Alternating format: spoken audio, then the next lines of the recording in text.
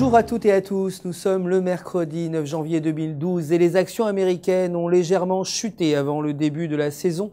Des résultats des entreprises, le SP500 a chuté de 0,21%, le Dow Jones de 0,29% et le Nasdaq de 0,04%.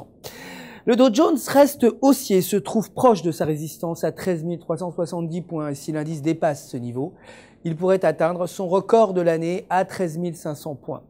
Le dollar américain s'est renforcé face à la plupart des devises principales avant le début de la saison des résultats des entreprises. Peu de données économiques sont attendues aux États-Unis cette semaine. Aussi, le trading des devises sera probablement catalysé par la réunion de la BCE jeudi. Des commentaires des responsables de la Réserve fédérale ainsi que du sentiment d'autres marchés, comme les actions. L'or a gagné 0,59%, clôturant à 1660 $ l'once, tandis que le pétrole brut a perdu 0,15%, clôturant à 93,20 $ le baril. L'euro a chuté face au dollar américain après un taux de chômage qui a augmenté de 0,1% pour atteindre 11,8%.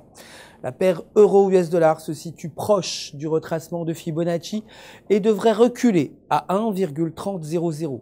Aujourd'hui, la production industrielle allemande devrait atteindre 1,1% contre moins 2,6% précédemment. La livre a chuté face au dollar américain après un rapport soulignant des ventes au détail britanniques ralenties en décembre, renforçant l'idée que l'économie du Royaume-Uni est à la traîne par rapport aux États-Unis.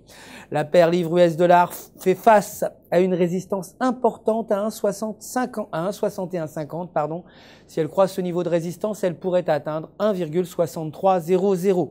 Aujourd'hui, la balance commerciale devrait atteindre moins 9,1 milliards contre moins 9,5 milliards auparavant.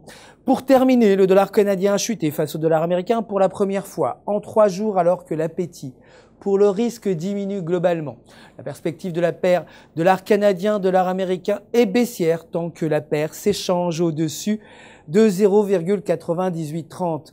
Aujourd'hui, les chantiers de nouveaux logements devraient atteindre 198 000 contre 196 000 auparavant. C'est la fin du flash. Merci d'avoir suivi. Je vous retrouve demain pour un nouveau point sur les marchés des devises. En attendant, je vous souhaite une excellente journée de trading en compagnie de www.ufxmarkets.com.